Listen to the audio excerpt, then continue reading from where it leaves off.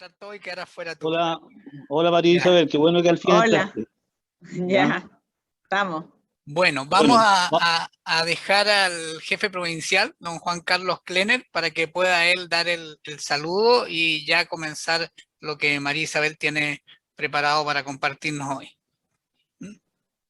Muchas gracias, estimado Sergio. Bueno, saludar a todas y todo. Muchas gracias por la conexión. Bueno, ya lo había saludado de manera informal al momento de entrar a la conexión, pero ahora ya lo saludamos formalmente. Así que muchas gracias por estar conectados a esta hora de la tarde.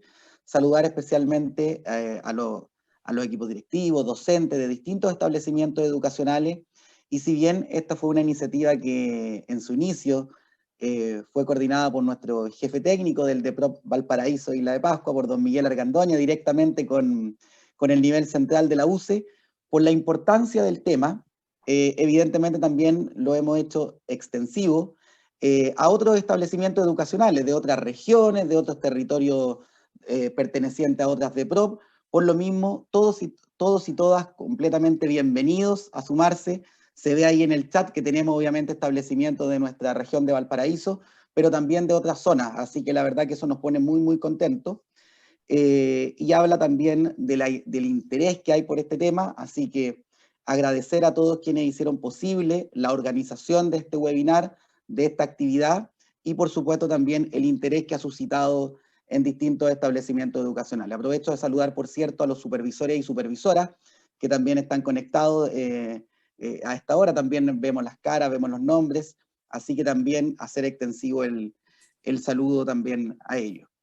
Y dicho eso, y sin ánimo también de extender más estas palabras iniciales, siempre, como les dije, dando el agradecimiento, y ya para entrar al trabajo propiamente tal, quiero dejar con ustedes a nuestra expositora invitada, a nombre de nuestro Ministerio de Educación. Además, María Isabel Baeza ha estado, ya la hemos visto en diversas actividades, porque hemos tratado este tema y hemos trabajado este tema como Mineduc en distintas ocasiones, pero siempre, sobre todo en ciertas fechas del año como es esta, es necesario siempre poder reforzarlo, volver a trabajarlo, para que así estemos todos completamente alineados respecto a cómo evaluar los aprendizajes. Y para eso, qué mejor como voz autorizada para que nos acompañe la propia jefa en el fondo del nivel central de la UCE.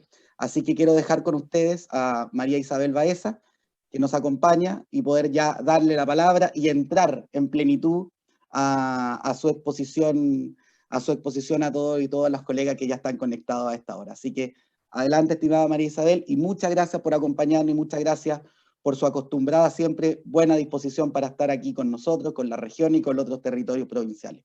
Así que le cedo la palabra y que sea una provechosa actividad. Muchas gracias, Juan Carlos y Miguel, por haberme invitado. Yo feliz de exponer. Yo más que jefa de la unidad de currículum y evaluación, soy profesora de matemática y física, así que les voy a explicar ahora todo el tema de evaluación. Vamos a compartir pantalla y ponerla en presentación. ¿Se ve? ¿O se ven dos pantallas? ¿Se ve una? Se ven dos. Ya, perfecto. Entonces, el webinar que ustedes están promoviendo se llama ¿Cómo evaluar los aprendizajes?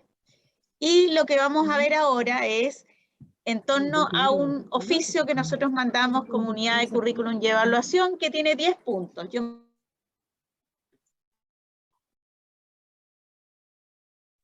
Su micrófono, estimada María Isabel. Sí, ahí sí. Ahí sí.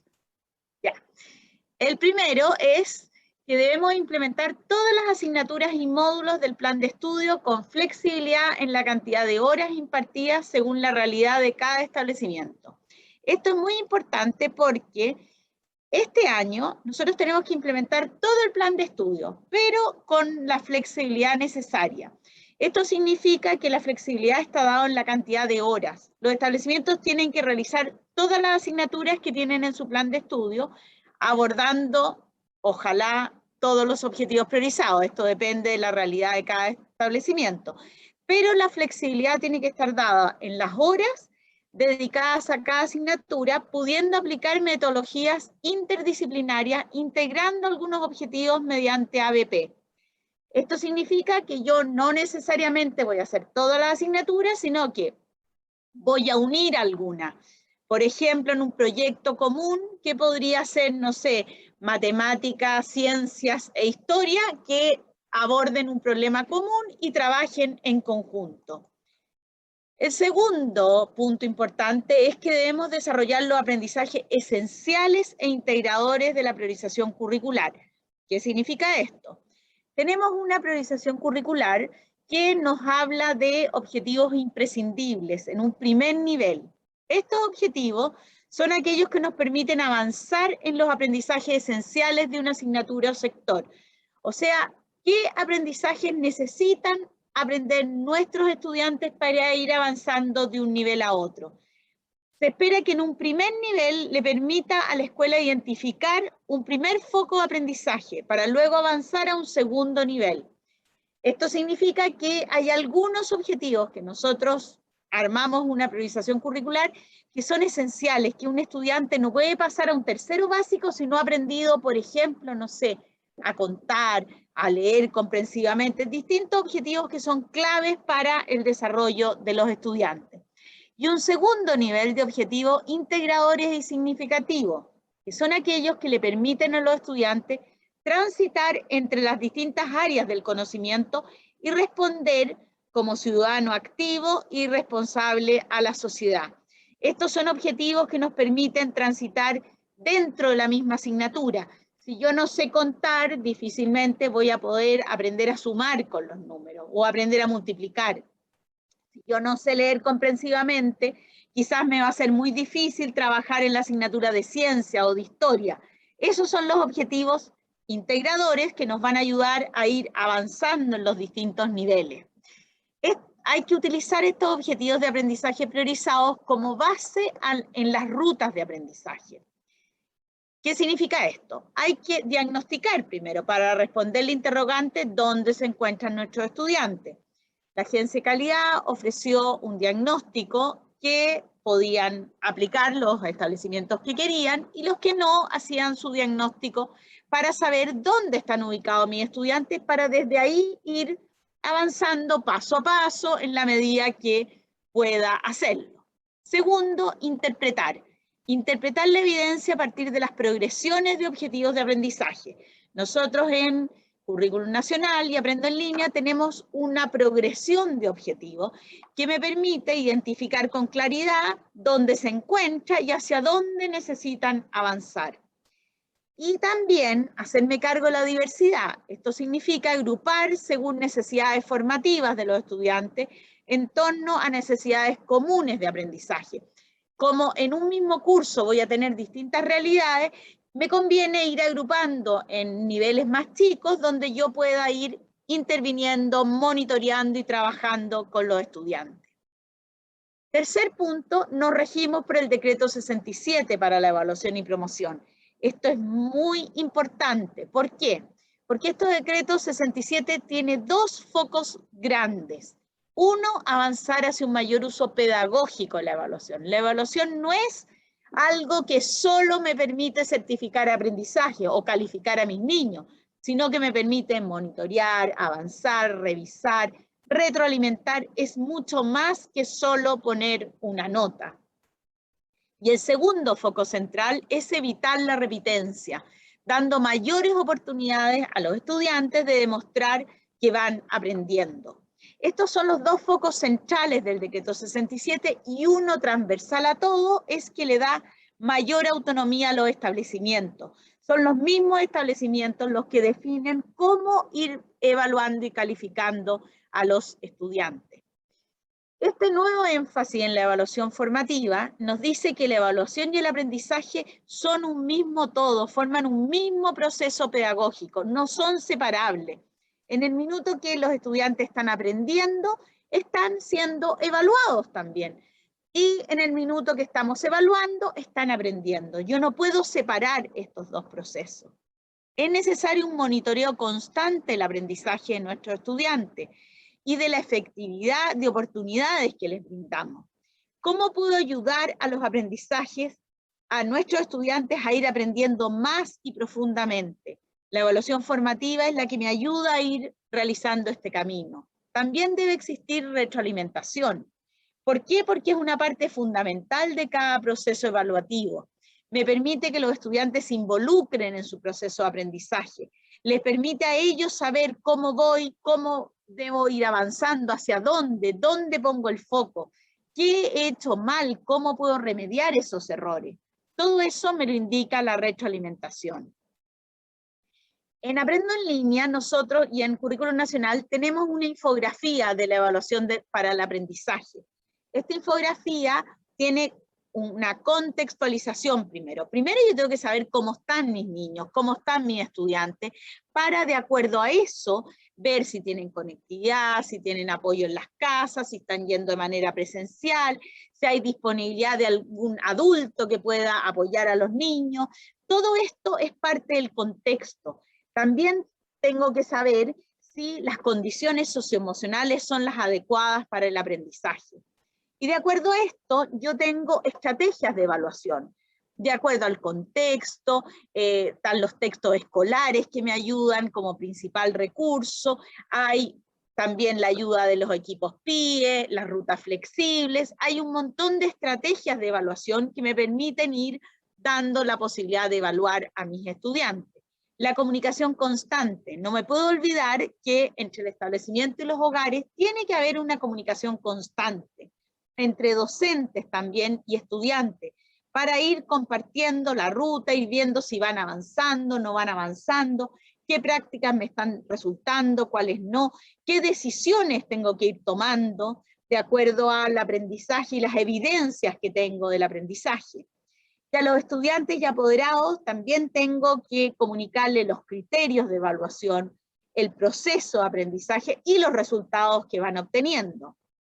También está la retroalimentación. La retroalimentación tiene que ser constante y oportuna, de manera que todos los estudiantes sepan si van aprendiendo, si no van aprendiendo, y cómo puedo ir mejorando. También está el uso pedagógico de la evaluación. Yo tengo que monitorear y tener evidencias de los aprendizajes de los estudiantes para sistematizar esta información, actualizar, analizar las fortalezas y las debilidades, ir siendo flexible. Quizás tengo que hacer un cambio, enseñar de otra manera, no me está resultando por este camino, tengo que cambiar el camino, o tengo que tomar decisiones para ir ajustando. Quizás este objetivo no lo están aprendiendo mis estudiantes, entonces tengo que ir más atrás, pescar un objetivo quizás del año anterior que no fue bien aprendido por ello, o realmente me doy cuenta que esto está siendo muy fácil para mi estudiante y tengo que ser flexible y hacer un cambio. Para todo esto, el texto escolar es clave. Me imagino que en las casas la mayoría de los estudiantes o en el establecimiento tienen sus textos escolares y ahí es una guía, es un instrumento muy importante para este trabajo.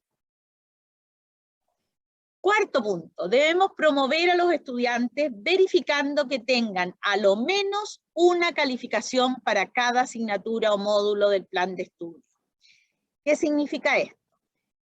El decreto 67, hay 3 artículos importantes aquí que yo se los puse. El artículo 9 nos dice que cada establecimiento, basándose en criterios pedagógicos, aquí no es pongo notas por poner notas, sino que tengo que tener un criterio pedagógico, puede determinar el número de calificaciones que tengan cada asignatura y nivel.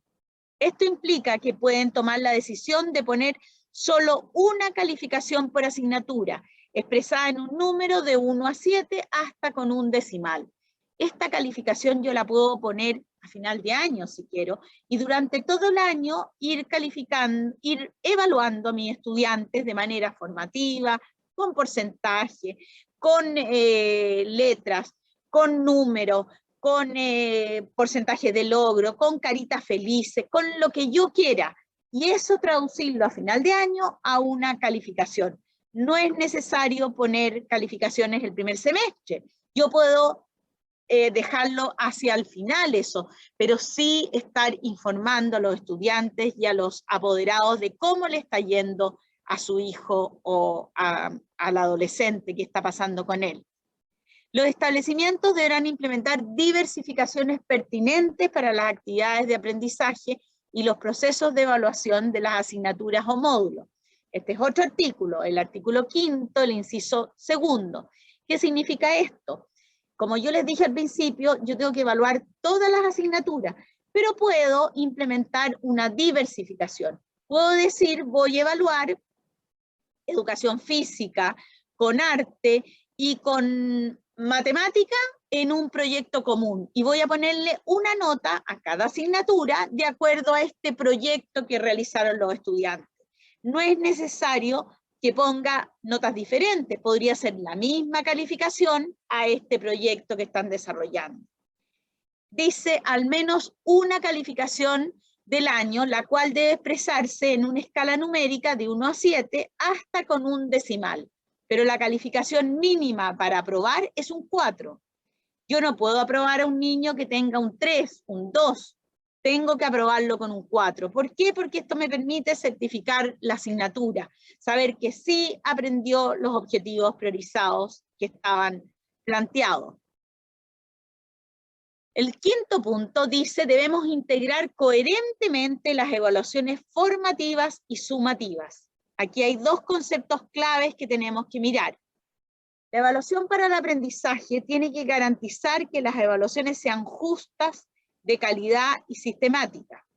¿Qué significa esto? Le tengo que dar múltiples oportunidades de aprendizaje a cada estudiante. No basta con que me respondan una prueba, por ejemplo, no basta con que lean una lectura. Tengo que hacer que analicen, que integren, que deduzcan, que comparen, que hagan múltiples operaciones sobre un mismo conocimiento quizá, o habilidad que desarrollen. Tengo que ofrecer diversas formas e instrumentos de evaluar un mismo aprendizaje. ¿Para qué? Para estar seguro que mi evaluación es justa, de calidad y sistemática. Nuestros niños y estudiantes quizás son buenos para dibujar, para explicar algo con sus palabras, o para escribir una nota. Bueno, todas esas maneras me sirven para evaluar si van aprendiendo o no. Cuando la evidencia sea suficientemente robusta y confiable, yo ahí puedo calificar.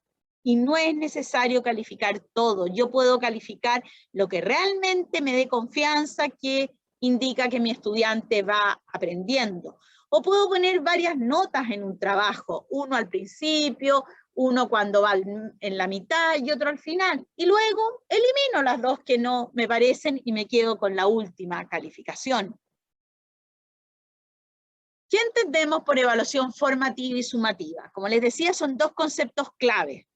La evaluación formativa. Aquí nos habla Black y William de qué es la evaluación formativa. Dice, la evaluación es formativa en la medida en que las evidencias de los desempeños de los estudiantes son buscadas, interpretadas y usadas por los profesores, los estudiantes o sus pares para tomar decisiones acerca de los próximos pasos a seguir en la enseñanza y aprendizaje. ¿Qué significa esto? Yo puedo autoevaluar.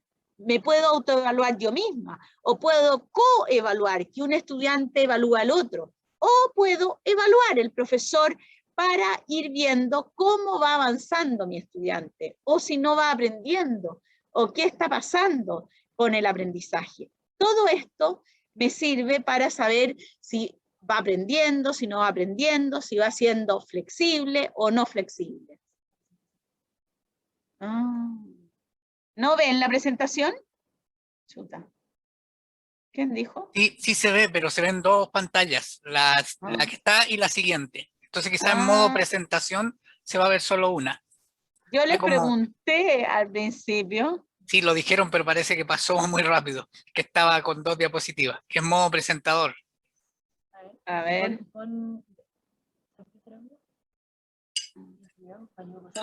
Ahí.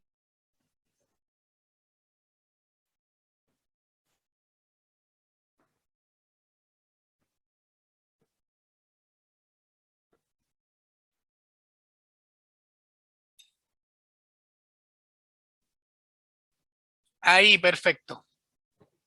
No. Ya. Ya, seguimos. Vuelvo a explicar la evaluación formativa. Hemos tenido varios problemas aquí, bueno, la tecnología, porque esto pasa en todas partes.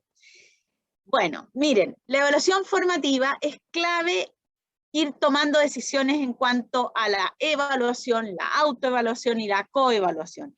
Esto nos permite ir revisando qué está pasando con mi aprendizaje, si voy aprendiendo o no voy aprendiendo. La sumativa, la evaluación cumple un propósito sumativo cuando entrega información acerca de hasta qué punto los estudiantes lograron un determinado objetivo de aprendizaje. Luego de un determinado proceso de enseñanza, se utiliza para certificar los aprendizajes logrados y se comunica, generalmente mediante una calificación. No obligatoriamente, sumativa podría no llevar calificación. Lo normal es que le pongamos calificación para certificar los aprendizajes. Número 6. Podemos evaluar formativa y sumativamente durante el año el proceso de aprendizaje según criterios pedagógicos. ¿Qué significa esto? ¿Cómo implementamos el ciclo de la evaluación formativa? Primero, explicitar y aclarar las metas de aprendizaje. Los estudiantes tienen que saber hacia dónde van, qué se espera de ellos. Luego, recolecto evidencia. Tengo que tener la evidencia de si aprendieron a sumar, por ejemplo, aprendieron a leer comprensivamente, aprendieron a interpretar qué es una célula, interpretar la evidencia, y luego retroalimentar a los estudiantes. Tengo que informar si van aprendiendo, si no van aprendiendo, cómo es el aprendizaje. Número 1, explicitar y aclarar las metas de aprendizaje. ¿Cómo aplico esta estrategia? Puedo hacer preguntas a la meta, se puede leer o enviar la meta al estudiante y hacerle diversas preguntas aclaratorias para asegurarse que entendieron, identificar las necesidades para lograr la meta. Se puede leer la meta en conjunto con los estudiantes o enviárselas y hacer un desglose de qué se necesita para alcanzarla. Puedo usar una rúbrica también. Puedo presentar una rúbrica donde pongo mi meta y le voy preguntando distintos aspectos de la rúbrica y los estudiantes en la misma clase virtual pueden ir haciendo preguntas y respondiendo si van entendiendo qué tiene la meta. Número 2, diseñar y realizar actividades que permitan evidenciar el aprendizaje. Lo más importante es ver las evidencias, verificar que sí se ha producido este aprendizaje. ¿Cómo aplico esta estrategia? Primero, con preguntas potenciadoras del pensamiento. Hago buenas preguntas, los desafío a que respondan qué están realizando. Ticket de salida. Se aplica lo abordado en cada cápsula o sección del texto. Una clase yo la podría enmarcar con un ticket de salida para verificar al final de la clase si han comprendido lo que estaban trabajando. Pensar, inquietar y explorar. Al inicio de una unidad o texto de una cápsula se escribe lo que se piensa de un tema, las inquietudes que tenemos y finalmente qué he aprendido de ese tema. Organizador gráfico. El todo y sus partes, se analizan las partes y su relevancia al tema abordado, un diagrama de Venn que me permite comparar dos temas abordados, y un portafolio que podría realizar y unir los trabajos y reflexiones en torno a un mismo tema abordado. Aquí hay un ejemplo, un portafolio. Un niñito de tercero básico en la clase de arte le piden que hable sobre su creación artística de este semestre, y él manda todos sus trabajos, se saca foto con sus trabajos y la docente le explica y le dice: Cami, te felicito, me enviaste casi todas tus creaciones de las actividades que he enviado. Eso demuestra mucha responsabilidad tuya y de tu familia. Así que muchas gracias, le da las gracias. También quiero contarte que tus trabajos demuestran que eres muy creativo y que te esfuerzas mucho en tus creaciones. Aquí le está dando una retroalimentación, le está diciendo que ha sido creativo, que ha avanzado. Te felicito además por participar activamente en las clases. Le indica cómo ha participado en cada clase. Y le da un sticker de el superartista. Y le pone una calificación también, una nota por el portafolio, que son todas sus actividades realizadas durante un semestre. ¿Cómo interpreto la información? Esto me permite atribuir significado a la información para guiar la toma de decisiones. ¿Qué recomendaciones me dan? Primero, sistematizar la información, organizar la información que se obtiene a partir de las actividades de evaluación. No sé si aquí en todos estos que están escuchándome hay alguno que está en el programa Leo y Sumo Primero. Ahí nosotros tenemos una app que me permite subir todos los tickets de salida y inmediatamente me dice cómo le está yendo a mi estudiante. Y yo puedo hacer un barrido de todo mi curso y analizar qué porcentaje lo ha hecho bien, cuáles le falta y cómo avanzo con ello. Analizar los procesos de aprendizaje de los estudiantes, identificar las fortalezas, aspectos por mejorar, brechas de los estudiantes y levantar alerta. Darme cuenta que realmente mis estudiantes, yo pensaba que iban aprendiendo, pero no están aprendiendo, entonces tengo que hacer un cambio, ser flexible, cambiar la metodología que estaba utilizando. Cuarto punto, retroalimentar a los estudiantes. Aquí hay un ciclo de retroalimentación, donde la primera pregunta que nos hacemos es ¿por qué retroalimentamos? Se sabe que la retroalimentación es el elemento clave para que nuestros estudiantes puedan ir mejorando sus aprendizajes. En la medida que es retroalimentado, él puede mejorar, puede avanzar mucho más. Aquí el ideal es revisar enfocándose en lo que se espera que logren los estudiantes. Primero, recibir semanalmente los trabajos de sus estudiantes. Aquí depende la realidad de cada establecimiento. Si un docente puede semanalmente retroalimentar o clase a clase, ese es el ideal. Pero aquí depende la realidad de cada uno. Describir lo que el estudiante ha logrado y cómo puede mejorar. Aquí no solo basta con poner un check, que está bueno o está malo, sino que interesa que le expliquemos, vamos bien por este camino, puedes mejorar, esto no te resultó, pero si haces esto te podría resultar mejor. Ajustar sus prácticas de acuerdo con las necesidades que identifica. Aquí el estudiante se da cuenta, no me está resultando esto, quizás tengo que hacer mucho más actividades en torno a este tema. Todo esto me permite a mí como estudiante y al docente saber cómo voy avanzando. Algunas estrategias que nos pueden ayudar aquí podría ser utilizar rúbricas que me indiquen en qué nivel estoy y cómo puedo ir avanzando. Puedo ir pintando dónde estoy ubicado, qué me falta por recorrer, o entre ellos se pueden coevaluar con una misma rúbrica. También podría proponer a los estudiantes utilizar un calendario para ir monitoreando su trabajo.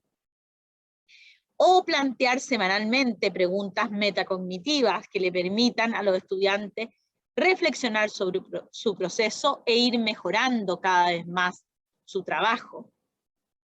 O utilizar señales de aprendizaje, donde puedo ir viendo una carita feliz que me dice que voy avanzando, un semáforo con luces verde, roja y amarilla, que me permite rápidamente saber si estoy bien, estoy mal, qué me falta, cómo puedo ir mejorando mi trabajo.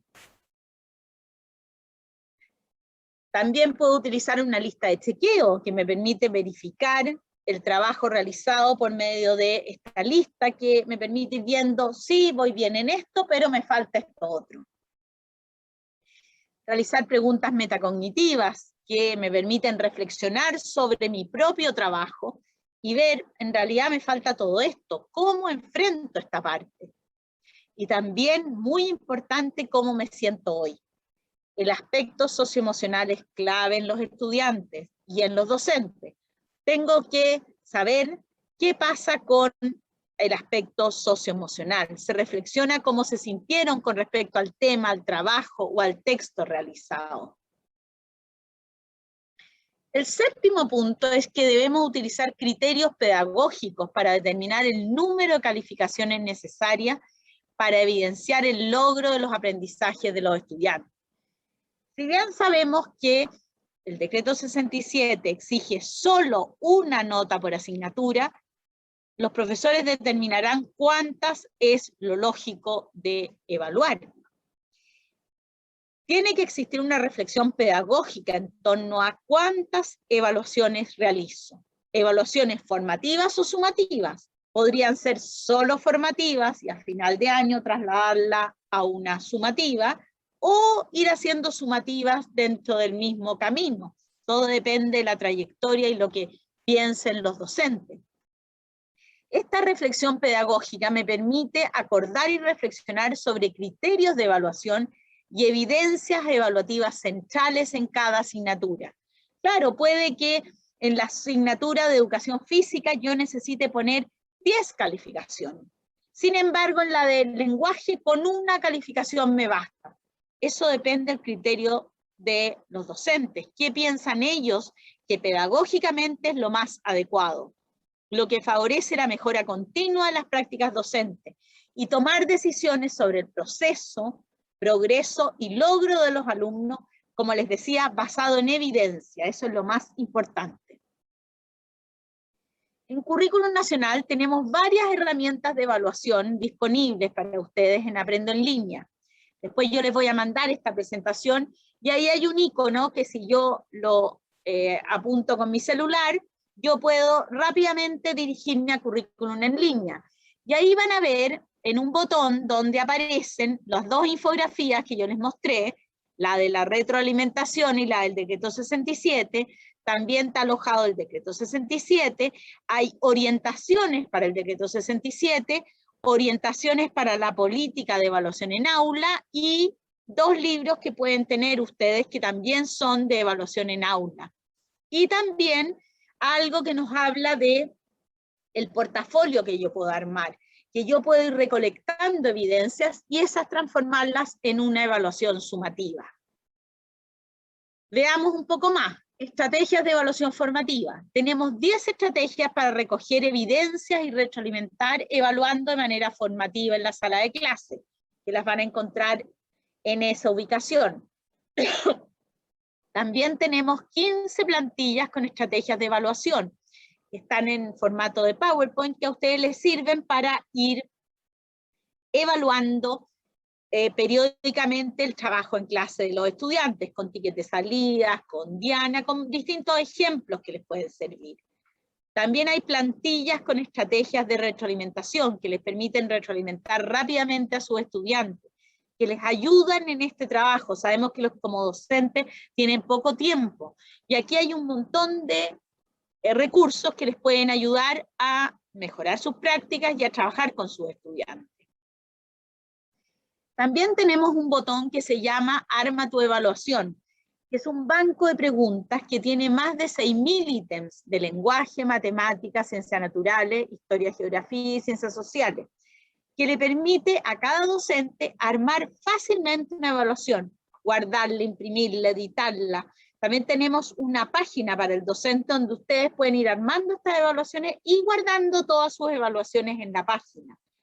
Estas 6.000 ítems, hay por lo menos 3 ítems por cada objetivo priorizado de estas 4 asignaturas, lo que les permite a los docentes armar una evaluación, tanto cerradas de alternativas como abiertas, y está con las respuestas, con todo armado para que ustedes puedan trabajar el tema de la evaluación. El octavo punto es cómo podemos asignar la misma calificación a las asignaturas integradas a través de metodología interdisciplinaria, como aprendizaje basado en proyectos, resolución de problemas u otras. Esto es lo que yo les explicaba al principio, que yo puedo 3 o 4 asignaturas trabajarlas en torno a un proyecto común. Tenemos 72 proyectos interdisciplinarios que trabajan los OA de diferentes asignaturas de manera integrada. Aquí, al principio pueden ver ahí, tenemos un manual de metodología de aprendizaje basado en proyectos, donde hay 32 proyectos para tercero y cuarto medio. Este es un manual que nos explica paso a paso y que tiene 32 proyectos ahí interdisciplinarios, donde están desarrollados distintos objetivos. Por ejemplo, hay uno que se llama Paremos los incendios, detengamos los incendios. Hay otro que habla del agua, del hábitat que tienen en los océanos, distintos proyectos que pueden utilizar en sus clases. También hay otro proyecto interdisciplinario para primero y segundo básico, y tercero y cuarto, que nos habla de leer comprensivamente. que une las asignaturas de lenguaje, con ciencia y con historia, y nos permite ir enseñándole a nuestros estudiantes a leer comprensivamente. Hay otro proyecto interdisciplinario para primero y segundo medio que nos habla de cultivar en Marte. Este es para primero, segundo y tercero medio de ciencias naturales. Hay otro proyecto interdisciplinario para primero y segundo básico que nos habla de crear con distintos lenguajes, de artes visuales es ese, con lenguaje y comunicación. Hay otro que nos habla de crear patrones en 2D y 3D para primero y segundo básico, donde está artes visuales, lenguaje y comunicación y matemática. Hay otro que nos habla del saludo como práctica intercultural para primero y segundo básico, de historia y geografía. Pero además en nuestra página tenemos un planificador interactivo de proyectos interdisciplinarios. Este planificador nos permite escribir un problema, aquí pequeño hábitat para la diversidad, nos permite poner un producto, un objetivo de aprendizaje, una pregunta guía, las etapas necesarias en un proyecto interdisciplinario, la evaluación formativa, etapa por etapa, el monitoreo que hay que realizar, la retroalimentación y instrumentos de evaluación. Este planificador nos permite ordenar un proyecto y ahí hay un ejemplo concreto donde ustedes pueden mirar, descargar un video que está armado este planificador. El noveno punto, tenemos que evitar la repitencia de los estudiantes, monitoreándolos oportunamente y brindándoles oportunidades ajustadas a sus necesidades. Aquí el decreto 67 nos habla de un nuevo énfasis que nos dice de repitencia automática a repitencia en casos excepcionales con acompañamiento.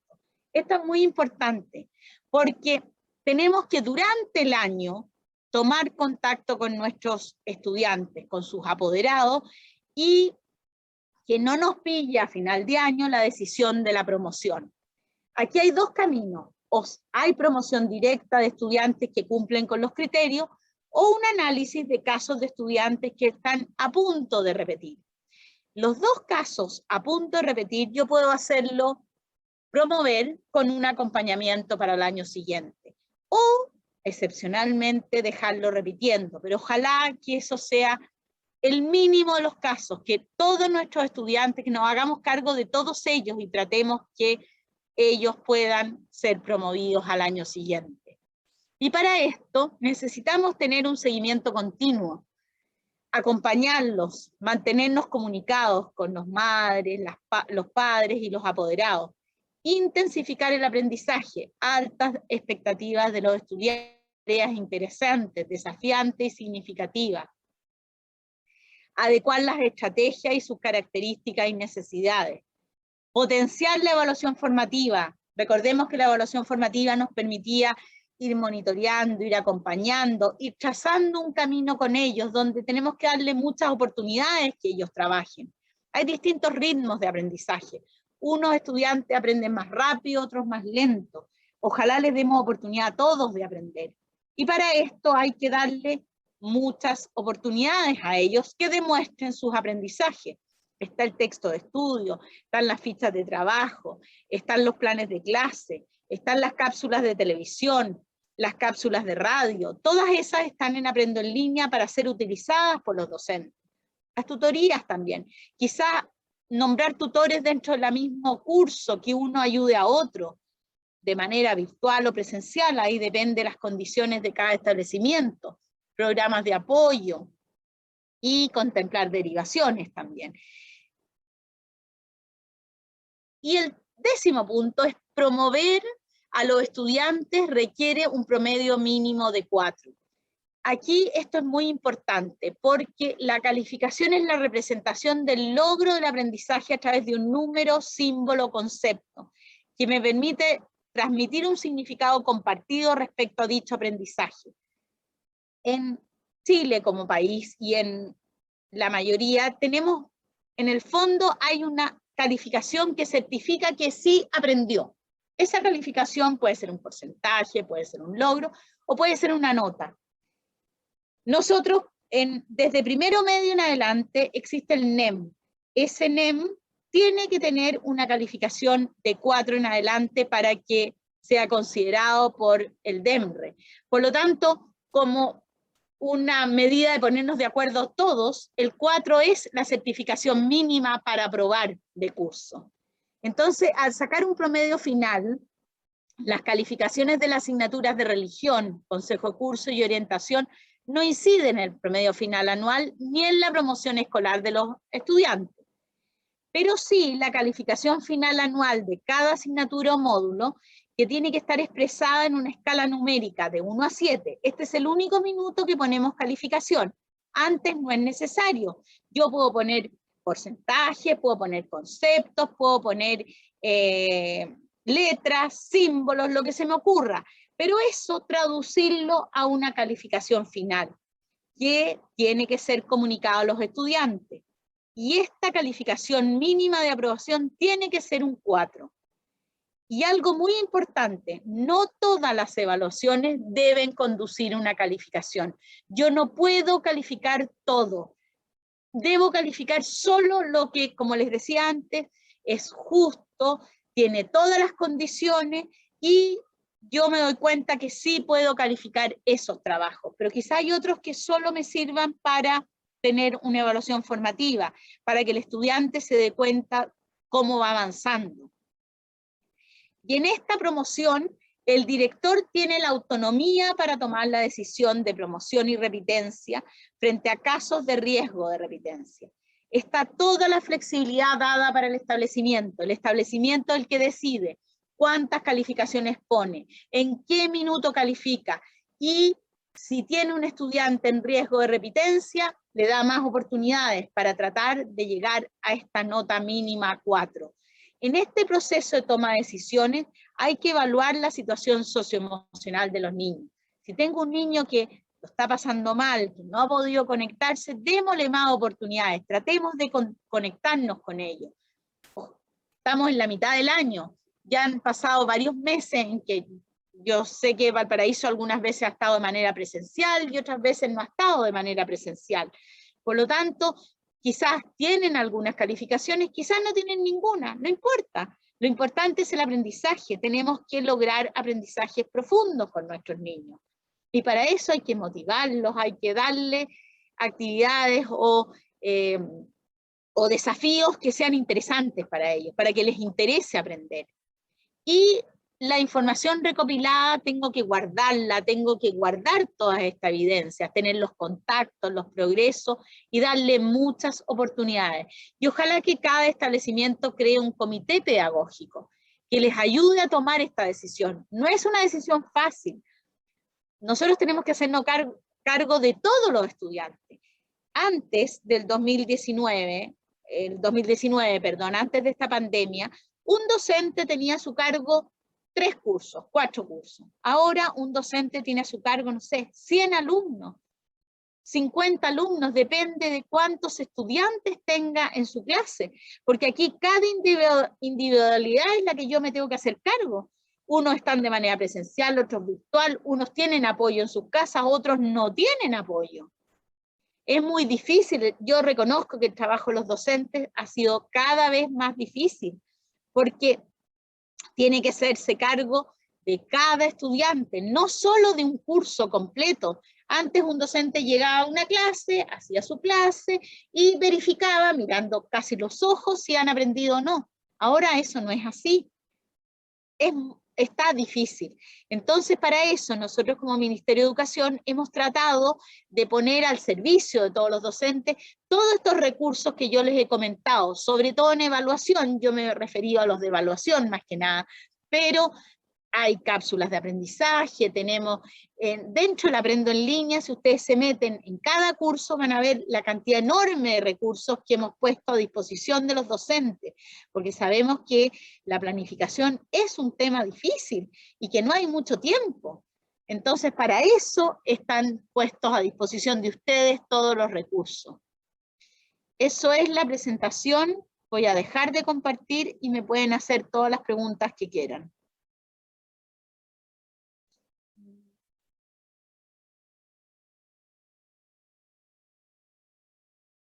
Todavía no he dejado de compartir, parece, ¿o no? Sí, todavía se ve el fondo del escritorio. Ay, ya, ¿cómo dejamos?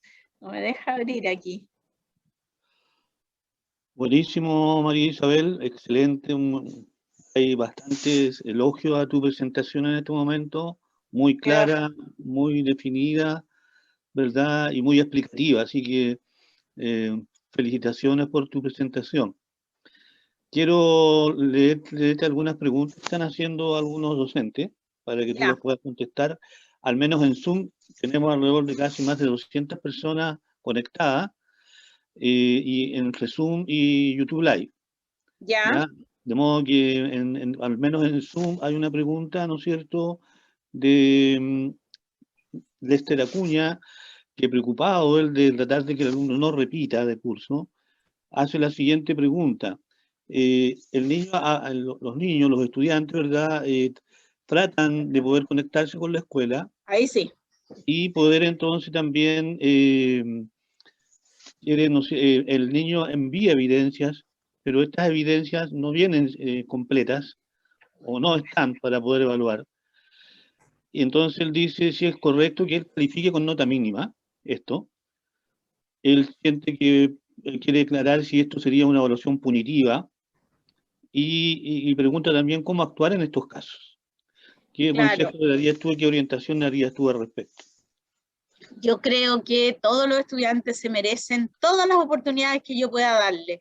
Es verdad que de repente nos dan ganas de ponerle una pésima nota a un niño porque no ha logrado los objetivos, pero hay que pensar que no es una situación normal en la que estamos. Estamos en una pandemia, se hace difícil, quizá ese niño está sin ayuda en su casa, no tiene nadie que lo acompañe, que lo apoye. Y claro, como profesores tenemos que ser flexibles y darle más oportunidades, ver por dónde. Están las inteligencias múltiples, quizás el niño podrá aprender de otra manera, no sé, vamos a tener que ser muy flexibles y ojalá no desmotivar tampoco a los niños. Hay que desafiarlos con desafíos entretenidos para ellos, que los motiven a aprender. Los niños de por sí quieren aprender, pero claro, puede que las condiciones no estén, y de repente, claro, es bueno a veces poner una mala nota para que los niños se den cuenta que tienen que hacer más esfuerzo. Yo no niego que de repente una mala nota también ayuda a que se esfuercen más, pero tratemos de que la mayoría pueda aprobar. No dejemos a los niños repitiendo, no sacamos mucho con la repitencia. Entonces yo los invito a darle más oportunidades quizás en esos casos. Otra pregunta, gracias María Isabel, otra pregunta que hace, ¿no es cierto?, Sandra, que hace, ¿no es cierto?, otra colega, dice, ¿qué pasa cuando un alumno, a pesar de todos los esfuerzos, no entrega evidencias bajo ningún punto de vista? ¿Qué pasaría ahí? Yo no puedo evaluar a ciegas, necesito las evidencias, necesito que ojalá entreguen algo. Hay que tratar por todos los medios, o sea, sin evidencia yo no puedo aprobarlo. Yo necesito alguna evidencia de distintos tipos. Nos quedan todavía varios meses por delante. Tratemos de contactar a los niños y que entreguen y que se den cuenta que si no entregan evidencia yo no lo puedo promover porque no tienen las condiciones para seguir al curso siguiente tampoco. Entonces tengo que jugar un doble rol. Ahí para los directores no es fácil, porque al tomar la decisión de que promover a un niño o dejarlo repitiendo, hay que evaluar muy bien qué está pasando, qué va a pasar en el próximo curso, porque si lo promueve y no ha hecho nada durante todo el año, difícilmente le va a poder ir bien en el curso siguiente, y lo puedo frustrar también, entonces tengo que ver bien cómo hacerlo.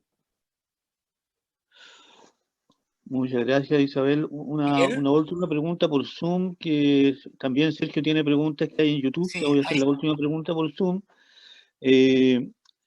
Paulina pregunta si hay alguna rúbrica estándar para evaluar el portafolio. Dice que ella ha buscado, pero que no ha encontrado. No hay una rúbrica estándar, pero hay ejemplos de portafolios que nosotros tenemos. Nosotros estamos armando también un libro que ojalá lo tengamos listo para ahora, vuelta de vacaciones de los profesores, donde tenemos varios ejemplos de portafolio. Yo les mostré uno de un niño chico, tercero básico, pero tenemos varios ejemplos que les pueden servir con rúbrica para poder ir evaluando el portafolio. La gracia del portafolio que es un camino que va siguiendo los estudiantes, y quizás de los trabajos que nos entreguen, yo puedo evaluar el final, puedo dejar sin calificar los anteriores, depende.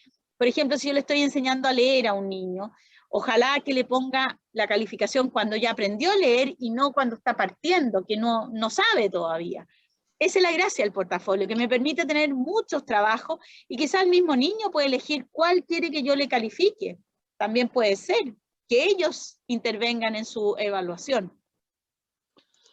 Muy bien. Voy a dejar con Sergio ahora para que él, ¿no es cierto?, te pueda explicitar las preguntas que hay en YouTube. Sergio. Bueno, algunas de las preguntas ya fueron respondidas. Es como bien frecuente la consulta respecto a cómo hacer cuando hay poca o ninguna evidencia. Pero eso ya fue respondido. Ahora, creo que parece que hemos hecho suficiente énfasis en la evidencia porque hay otra pregunta de otro tipo que plantea algo sobre las evidencias y es Marucia Lascano, que formuló la siguiente consulta. ¿Qué tipo de evidencia son las que se requieren para que un alumno excepcionalmente repita de curso? ¿Qué tipo de evidencia para que repita de curso? Es bien difícil. Yo no dejaría repitiendo a nadie, les digo al tiro. Yo creo que siempre a un niño se le pueden dar más oportunidades, lo puedo apoyar. Es raro que un niño no quiera hacer nada y no quiera pasar de curso. Pero bueno, a veces, no sé, son niños más inmaduros o que le... Yo no niego que a veces también les hace bien, pero no sé, un niño en segundo básico tiene que aprender a leer, por ejemplo. Ojalá les demos todos los apoyos para que aprendan a leer en segundo básico. El primero, ojalá, pero si no aprenden, el máximo sería segundo. Pero evidencias para dejar repitiendo a un niño, yo les invito a que ojalá todos pasen, pero que les den, que tengan la suficiente evidencia.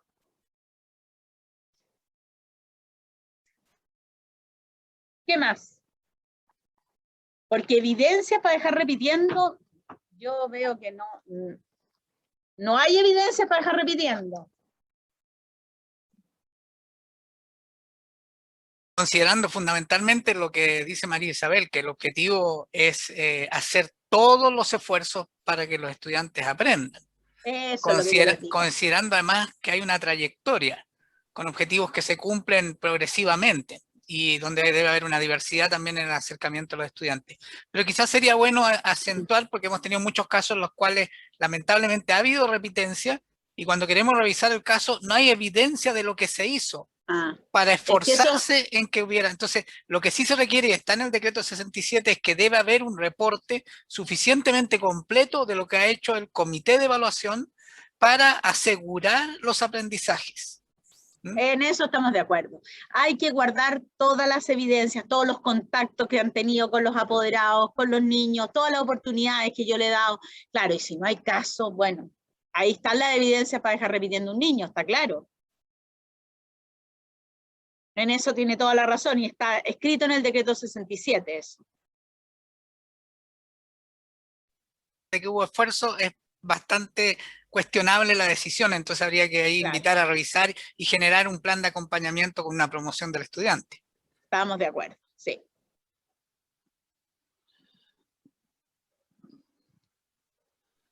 Bueno, si no, parece ser que no hay otras preguntas, Sergio. No, acá por lo menos en YouTube no hay. Hay mucha insistencia en que quieren el PPT, precisamente ahora que están pensando el cierre del primer semestre o en estos los trimestres. Así que están todos ávidos de recibirlo. Yo se lo voy a mandar a Miguel el PPT. Bueno, y lo quieren porque lo que se comentaba por lo menos en el chat en YouTube es que la presentación es muy clara, muy pertinente y por eso están pidiendo el PPT. Y bueno, veo varias caras que hacen así. Como perrito de auto, ¿no? Bueno, yo quiero destacar al menos 2 puntos relevantes de la exposición de María Isabel, que son muy importantes, colegas, que ustedes tienen que considerar. El primero es, ella ha reforzado, pero evidentemente, la autonomía que tiene el establecimiento en este tema de evaluación, ¿verdad? Ella ha recalcado principalmente que es la escuela, dentro de su territorio, en sus contextos, respecto a la realidad de los estudiantes, ¿verdad?, y de los procesos que ustedes van visualizando de cada estudiante, es donde ustedes tienen que tomar la decisión junto a su equipo directivo, director o directora, para finalmente, ¿no es cierto?, llegar al caso final de un estudiante en promoción propiamente tal, ¿no? Y un segundo punto que quiero relevar es la calidad del vínculo que los docentes tenemos que tener con nuestros estudiantes. Tanto mejor sea el vínculo con los estudiantes, tanto mejor sea la calidad del vínculo con los estudiantes, ¿no es cierto?, mejor vamos a poder llegar a ello y poder ver cómo nos puede responder respecto de las exigencias o requerimientos que nosotros requerimos o necesitamos de que ellos respondan de sus evidencias propiamente tal. El seguimiento constante, ¿verdad? La visión de las altas expectativas, recalcaba, ¿no es cierto?, María Isabel, el recolectar, el interpretar y, ¿no es cierto?, el finalmente evaluar las evidencias son muy importantes en este proceso. Así que eso sería, María Isabel.